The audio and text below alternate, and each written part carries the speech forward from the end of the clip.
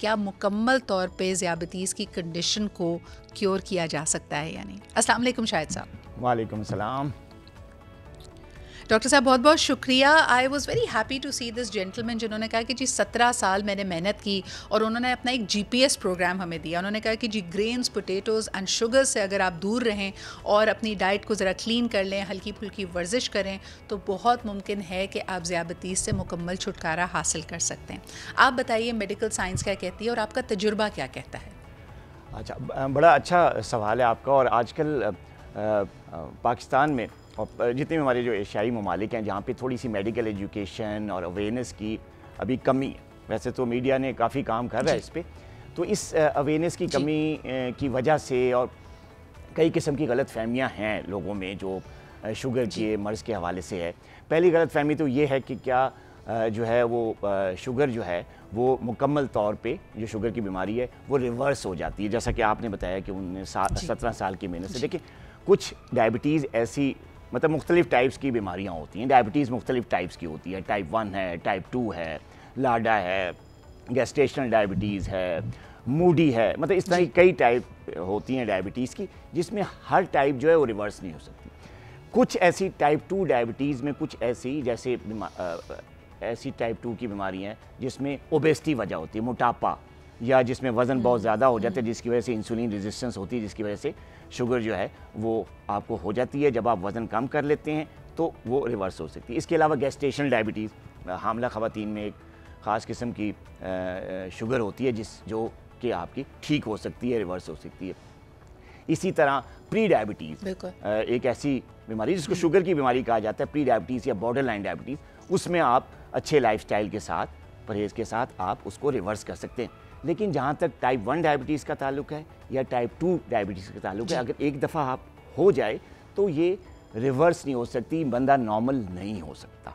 हाँ, एक अच्छे लाइफस्टाइल के साथ। ये वजाहत जी बहुत शुक्रिया इस वजाहत का कि इसको ख़त्म नहीं किया जा सकता, लेकिन लाइफस्टाइल से आप मैनेज कर सकते हैं, इसके डेंजर्स को कम कर सकते हैं। जैसे कहा जाता है ना कि टाइप 1 में आपको यकीनन वक्तन फ़वक्तन आपके मुख्तलिफ ऑर्गन्स और मुख्तलिफ अज़ा इससे अफेक्ट होंगे, उसको आप मिटिगेट कर सकते हैं। लेकिन शायद साहब फिर डायबिटीज़ को क्योर या शुगर को कंट्रोल करने के नाम पर जो हमारे यहाँ मुख्तलिफ टोटके और नुस्खे चल रहे हैं, जड़ी बूटियाँ हैं, या इसके साथ साथ लोग सुबह सुबह कड़वा करेले का जूस पी रहा है, कोई एलोवेरा पी रहा है, कोई नीम के पत्ते उबाल कर पी रहा है, क्या एज अ डॉक्टर आप ये रेकमेंड करते हैं लोगों को?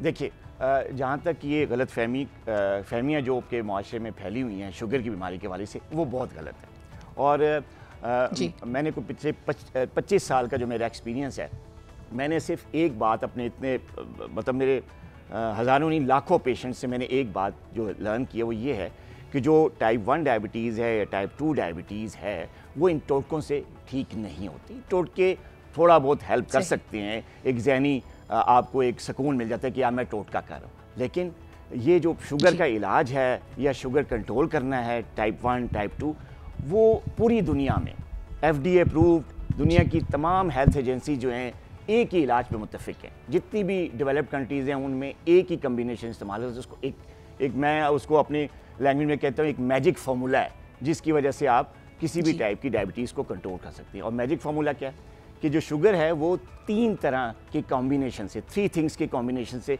बड़े आराम से कंट्रोल रख सकती है, और इंसान जो मरीज़ है वो सारी उम्र बड़ी हेल्दी लाइफ गुजार सकता है। और वो कॉम्बिनेशन क्या है? Number 1 healthy physically active lifestyle, number 2 balance diet, और नंबर 3 थोड़ी सी दवा राइट डोज में राइट टाइम पे और राइट पर्सन के लिए। तो ये 3 चीज़ों का कॉम्बिनेशन है। शायद साहब ये आपने यूजुअली हम देखते हैं कि किसी को स्केयर हो, किसी की हल्की फुल्की शुगर अप आए या फिर डायग्नोज हो जाए, उसके बाद लोग एहतियात करते हैं। I want to particularly focus, मेरे पास वक्त कम होगा, बच्चों के हवाले से। बच्चों की डाइट हम बहुत गलत उनको दे रहे हैं और जिसकी वजह से हम देखते हैं कि छोटे बच्चों में डायबिटीज़ का रुझान बढ़ता चला जा रहा है। मुझे ये बताइए कि आमतौर पर नाश्ते में बच्चे जो मीठी चीज़ें खा रहे हैं, वॉफल्स खा रहे हैं, पैनकेक्स खा रहे हैं, या फिर डोनट्स खा रहे हैं, इससे एकदम उनके ग्लाइसीमिक इंडेक्स पे क्या फ़र्क पड़ता है। और पेरेंट्स को किन चीज़ों के बारे में पता होना चाहिए। बज़ाहिर एक बड़ा कई ऐसे दूध के बेस्ड एनर्जी ड्रिंक्स हैं, फ्लेवर्ड मिल्क है, जिसके बारे में पेरेंट्स ये सोच कर दे रहे होते हैं बच्चे को कि यार ये हेल्दी चीज़ें हैं, लेकिन इसमें शुगर कंटेंट नाकाबिले यकीन है। कई हमारे पास स्टडीज़ ये कहती हैं कि एक वो छोटे से दूध के डब्बे में या एनर्जी ड्रिंक में, या जिसको आप कह रहे हैं कि जी इसमें फोर्टिफाइड न्यूट्रिएंट्स भी हैं, विटामिन्स भी हैं, तकरीबन 5 से 10 चम्मच चीनी इसमें मौजूद होती है। ज़रा इस पर मैं चाहूँगी कि आप ज़रूर वजाहत करें। जी, बहुत अच्छा सवाल किया, ख़ास तौर पे आज के हवाले से। मेरे एक्सपीरियंस में ये आजकल बहुत ज़्यादा आ रहा है कि जो बच्चों में जो है ना, एक तो टाइप 1 डायबिटीज़ बच्चों में होती है और उसकी पैथोलॉजी, उसकी वजह जो है वो ऑटो इम्यून कॉज होती है। वो पेनक्रियास के ख़िलाफ़ एंटीबॉडीज़ बनती हैं और आपका अपना ही ऑर्गन जो है वो अपने एक ऑर्गन के ख़िलाफ़ जंग लड़ के तो उसको ख़त्म कर देता है। ये टाइप 1 डायबिटीज़ बच्चों में जो होती है उनमें इंसुलिन दी जाती है, ये उसकी बात। जहाँ तक आपने जो ये डाइट्स का जिक्र किया, ये जो अनहेल्दी डाइट्स हैं, इसकी वजह से बच्चों में मोटापे का रुझान बहुत ज़्यादा बढ़ता जा रहा है और मोटापे की वजह से बच्चों में टाइप 2 डायबिटीज़ हो रही है और ये बहुत ज़्यादा आजकल ये केसेस देखे जा रहे हैं। और जिसकी वजह यही डाइट है जो आपने बताया। जितनी भी जो प्रोसेस फूड्स हैं, चाहे वो दूध है या ये डोनट्स हैं या फास्ट फूड है, ये सारे प्रोसेस फूड जो हैं ये वज़न बढ़ाते हैं और बच्चों में ख़ास तौर पे उनको मोटा करते हैं। और आजकल इस लाइफस्टाइल के साथ साथ बच्चों में जो है स्क्रीन का इस्तेमाल बहुत ज़्यादा हो गया, बैठे रहते हैं, फिज़िकल एक्टिविटी है नहीं, ग्राउंड्स बिल्कुल बेआबाद पड़े हुए हैं, बिल्कुल वहाँ पे कोई भी नहीं जाता। जितने भी बच्चे हैं वो मोबाइल पे गेम्स करते हैं, कंप्यूटर पे गेम्स करते हैं, फिज़िकल एक्टिविटी भी ज़ीरो होगी। प्रोसेस फूड, ये डोनट्स हैं या बेकरी के जो खाने हैं या ये जो प्रोसेस्ड दूध हैं, इनकी वजह से वज़न बढ़ता रहता है और बच्चों में टाइप 2 डायबिटीज़ हो रही है। तो ये बहुत अनहेल्दी खाने हैं। ज़्यादातर जो हेल्दी नाश्ता होता है वो देसी खाना, जो पुराना, जैसे आपने जिक्र किया कि पुराने वक्त के लोगों को की हड्डियाँ भी मजबूत होती थी, दांत भी मजबूत होते थे। क्यों? कि वो एक हेल्दी बैलेंस डाइट खाते थे जिनमें अच्छा कार्ब्स होता था, नेचुरल होल ग्रेन, प्रोटीन होती थी, साथ वेजिटेबल्स हैं, फ्रूट्स हैं। तो इसकी बेस पे आप नाश्ता बच्चों को दें जिसकी वजह से उनका वज़न भी कंट्रोल रखेगा। और एक और बात, बच्चों को ग्राउंड्स में भेजें, उनको गेम्स करवाएं, उनको फिजिकली एक्टिव करें। डॉक्टर साहब, इंसुलिन रेजिस्टेंस छोटे बच्चों में जो आपने कहा कि टाइप 1, वो ऑटो इम्यून की वजह से होती है, क्योंकि कई बच्चों को आप देखें उनकी नींद पूरी भी होगी लेकिन आँखों के नीचे हल्के पड़ रहे हैं या गर्दन के ऊपर एक काली सी रिंग आ रही है, जिससे शुबा ये होता है कि शायद बच्चे के अंदर इंसुलिन रेजिस्टेंस बढ़ती जा रही है। इसकी क्या वजूहात होती हैं? जी, आपने बड़ी अच्छी बात की। देखिए, टाइप 1 में इंसुलिन रेजिस्टेंस नहीं होती। टाइप 1 में तो मैंने आपको बताया था, टाइप 1 में जो है वो एक हमारा जो इंसान को जो इम्यूनिटी सिस्टम है वो अपने जो ऑर्गन है पेनक्रियास, उसके खिलाफ एंटीबॉडीज़ बना के उसको ख़त्म कर देता है, डेड कर देता है, वहाँ से इंसुलिन बनना बंद हो जाती है। वो टाइप 1 की पैथोलॉजी। जो आप जो इंसुलिन रेजिस्टेंस की बात कर रही हैं वो है टाइप 2 डायबिटीज़। जो बच्चों में टाइप 2 डायबिटीज़ हो रही है, बड़ों में भी हो रही है, उसकी बहुत बड़ी वजह इंसुलिन रेजिस्टेंस है। और इंसुलिन रेजिस्टेंस की जो सबसे बड़ी वजह है वो लाइफस्टाइल है। बच्चों का, बड़ों का लाइफस्टाइल जो है वो सेडेंटरी हो गया है।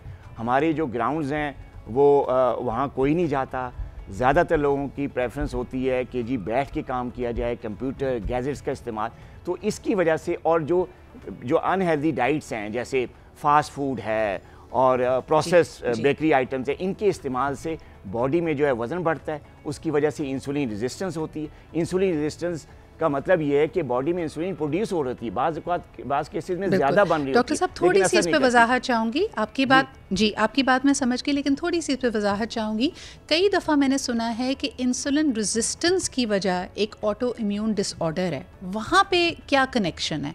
और ख़ास तौर पे हम ये देखते हैं कि यंग ख़वातीन के अंदर 18 से 25 साल 29 साल तक की ख़वातीन में ये बहुत ज़्यादा देखने में आ रहा है कि हार्मोन इम्बैलेंस है, एक ऑटो इम्यून कंडीशन बॉडी में बन रही है और उसी के अंदर एक, जैसे कहते हैं ना, सोने पे सुहागा, फिर इंसुलिन रेजिस्टेंस भी आ रही है। तो इनका आपस में क्या कनेक्शन? देखिए, जो कुछ हार्मोनल डिसऑर्डर्स हैं ख़वातीन में ख़ास तौर पे, जैसे जैसे ख़वातीन की एज प्रोग्रेस करती है तो कुछ ऐसी बॉडीज़ में हार्मोन्स प्रोड्यूस होते हैं ख़वातीन में जो कि ख़ास किस्म की जो रेजिस्टेंस है इंसुलिन के ख़िलाफ़ पैदा करते हैं, जिसकी वजह से बॉडी की जो इंसुलिन है वो असर नहीं करती, प्रॉपर्ली प्रोड्यूस हो रही होती है, लेकिन उसका जो फंक्शन होता है कि जी सेल के अंदर ग्लूकोज़ को मूव करती है, वो फंक्शन नहीं होता, जिसकी वजह से ग्लूकोज़ लेवल बढ़ जाता है और इंसान को डायबिटीज़ हो जाती है।